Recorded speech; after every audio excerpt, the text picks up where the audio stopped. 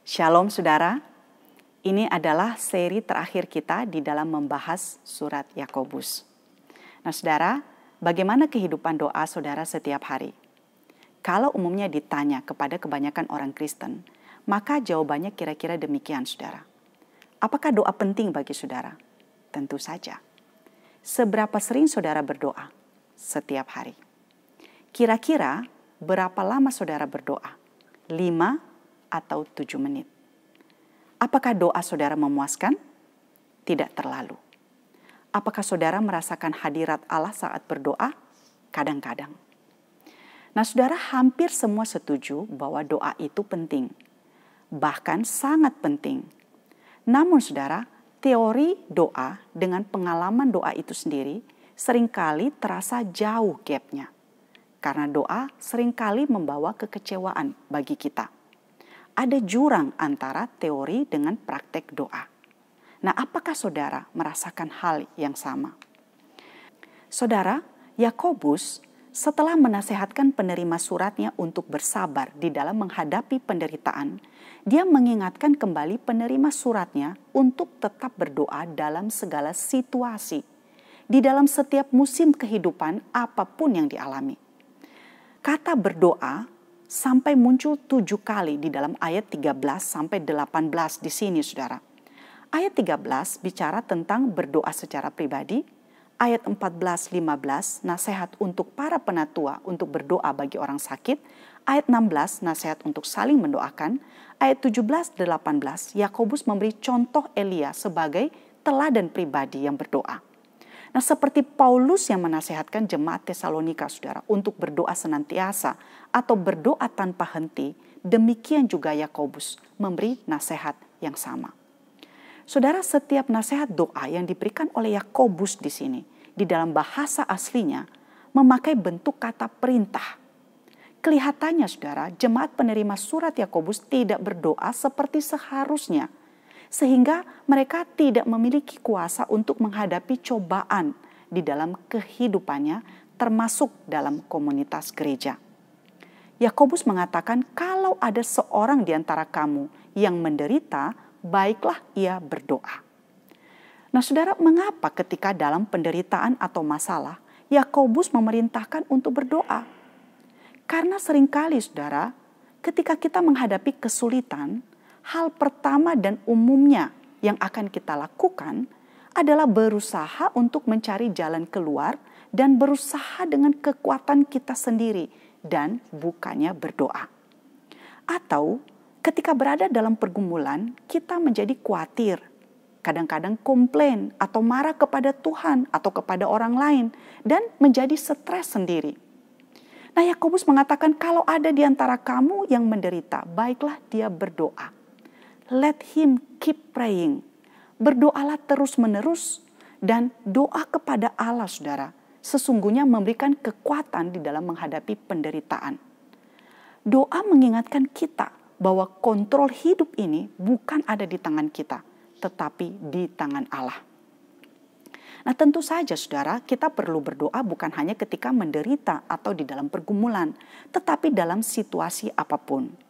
Nah Yakobus mengatakan kalau ada seseorang yang bergembira, baiklah ia menyanyikan pujian. Kalau ada seseorang yang bergembira atau sedang bahagia atau sedang senang, Yakobus menasehatkannya untuk menaikkan pujian kepada Allah. Nah saudara, pujian itu adalah bentuk doa, di mana kita berterima kasih kepada Allah untuk segala kebaikannya dan terhadap apa yang dia lakukan di dalam hidup kita, termasuk berterima kasih untuk sukacita dan juga kebahagiaan yang dia sudah berikan kepada kita. Nah ketika saudara sedang bahagia, sedang senang, apakah saudara ingat kepada Tuhan? Seringkali saudara di dalam situasi-situasi seperti itu kita lupa kepada Tuhan. Dan ini adalah kondisi yang umum dialami oleh orang percaya. Musa saudara di dalam Ulangan 6 ayat 10-12 memberikan peringatan kepada bangsa Israel supaya mereka jangan melupakan Tuhan ketika kelak mereka sampai di tanah perjanjian. Saya bacakan ayatnya bagi kita ayat 11b sampai 12. Apabila itu terjadi dan engkau makan serta menjadi kenyang, Maka berhati-hatilah supaya jangan engkau melupakan Tuhan yang membawa engkau keluar dari tanah Mesir, dari tempat perbudakan. Nah saudara, ketika segala sesuatu berjalan dengan baik, ketika hidup nyaman, kita cenderung lupa kepada Tuhan dan cenderung kurang berdoa. Itulah mengapa pemazmur saudara berkata, pujilah Tuhan hai jiwaku, dan janganlah lupakan segala kebaikannya. Pemazmur saudara memerintahkan atau mengingatkan hatinya untuk selalu memuji Allah. Yang artinya bahwa dia tidak selalu dalam kondisi ingin memuji Allah. Kalau ada seseorang yang bergembira, baiklah ia menyanyikan pujian. Demikian kata Yakobus. Nah selain di dalam ibadah bersama, apakah saudara menyanyikan pujian kepada Allah di dalam ibadah pribadi? Apakah saudara ingat kepada Tuhan dan memuji Dia ketika mengalami hal-hal yang baik atau ketika saudara sedang bahagia? Nah saudara, setelah bicara tentang pentingnya doa di dalam kehidupan pribadi ketika dalam penderitaan atau ketika sedang bergembira, Yakobus kemudian beralih kepada perlunya orang-orang percaya didoakan oleh para penatua jemaat dan saling mendoakan. Nasihat-nasihat yang diberikan oleh Yakobus ini saudara mengingatkan kita bahwa sebagai orang percaya kita adalah satu anggota tubuh Kristus. Dan setiap anggota tubuh akan berfungsi dengan baik jika saling memikul beban bersama. Kalau ada seseorang di antara kamu yang sakit, baiklah ia memanggil para penatua jemaat supaya mereka mendoakan dia dan mengolesnya dengan minyak dalam nama Tuhan. Ayat 14. Kata sakit di sini saudara, secara hurufiah berarti seseorang yang lemah atau tidak punya kekuatan. Bisa mengandung arti seseorang yang sakit secara fisik, bisa juga mengacu kepada seseorang yang secara emosional atau spiritual sedang lemah.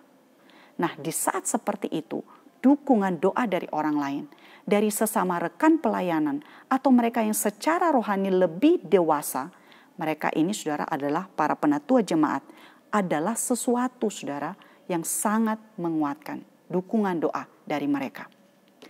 Ada mungkin yang bertanya tentang minyak yang dioleskan, yang disebutkan oleh Yakobus di sini. Nah, saudara, mengoles dengan minyak kepada orang yang sakit, itu adalah kebiasaan yang biasa dilakukan oleh orang-orang di zaman itu. Di dalam Markus 6 ayat 13 juga disebutkan hal yang sama. Dan mereka mengusir banyak setan dan mengoles banyak orang sakit dengan minyak dan menyembuhkan mereka. Nah, minyak adalah obat dan sering dipakai untuk mengobati orang sakit. Selain di Markus, Lukas 10 ayat 34 juga menceritakan hal yang sama, saudara. Nah, jadi minyak yang disebutkan di sini adalah minyak yang biasa digunakan sebagai obat ya pada zaman itu dan tidak bicara soal minyak tertentu, misalnya minyak urapan yang banyak dipahami oleh sebagian orang pada zaman sekarang ini. Tetapi saudara, kalau kita perhatikan, yang menjadi penekanan di sini adalah doanya, bukan minyaknya. Ayat 16, Yakobus menasihatkan untuk saling mendoakan dan mengaku dosa. Nah, di dalam pelayanan mendoakan orang sakit, seringkali orang yang sakit perlu dibimbing untuk mengenal dan mengaku dosa, sehingga dia bisa memahami dan juga mengalami pengampunan kepada Allah. Nah, kita tidak tahu dosa apa yang dilakukan di sini, namun dosa saudara bisa membuat seseorang menjadi jatuh sakit. Nah, hal ini tidak berarti bahwa semua orang sakit adalah karena melakukan dosa-dosa tertentu. Namun di dalam konteks ini, Yakobus memberikan penekanan perlu membimbing seseorang karena mungkin ada hal-hal yang perlu dibereskan dalam hubungan dengan Tuhan dan juga dengan sesamanya. Jadi penekanannya kepada doa bersama dengan saudara seiman, saling mendoakan. Nah, bukan karena ada kuasa khusus yang dimiliki oleh para penatua, tetapi karena kuasa Allah yang memberikan kesembuhan. Dan hal ini terjadi di dalam gereja yang berdoa. Ketika ada yang sakit atau ada yang lemah, kita bisa memanggil sesama orang percaya untuk saling mendoakan. Terakhir saudara, kita melihat salah satu ayat yang terkenal di sini yaitu tentang Elia dan doanya, ayat 16b. Dalam terjemahan terbaru mengatakan doa orang yang benar sangat besar kuasanya dan ada hasilnya. Saudara, apakah doa dikabulkan atau tidak tergantung kepada iman yang dimiliki. Ayat 17, Elia adalah manusia biasa sama seperti kita Dan ia telah bersungguh-sungguh berdoa supaya hujan jangan turun. Dan hujan pun tidak turun di bumi selama 3 tahun dan 6 bulan. Lalu ia berdoa lagi dan langit menurunkan hujan dan bumi pun mengeluarkan buahnya. Nah, kalau kita membaca kisah Elia di 1 Raja-Raja 17 dan 18, Elia berdoa sesuai dengan kehendak Tuhan, sesuai dengan apa yang dijanjikan dan dikatakan oleh Allah. Tuhan, saudara, sudah berkata bahwa hujan tidak akan turun di Israel. Dan kita melihat keindahan dari doa Elia, yaitu bagaimana apa yang dikatakan oleh Allah itu terjadi melalui Elia yang berdoa. Elia tidak berdoa sesuatu yang bertentangan atau sesuatu yang tidak dikatakan oleh Allah. Jadi ketika berhubungan dengan orang sakit, misalnya untuk mereka yang menderita sakit tertentu yang begitu berat, doa kita, saudara, adalah berdoa untuk kesembuhan. Dan pergumulan kita di dalam doa itu adalah bagaimana supaya apa yang kita minta kepada Allah selaras dengan kehendaknya. Apakah saudara tekun berdoa? Saudara, mari tetap berdoa. Doa orang yang benar sangat besar kuasanya dan ada hasilnya. Amin.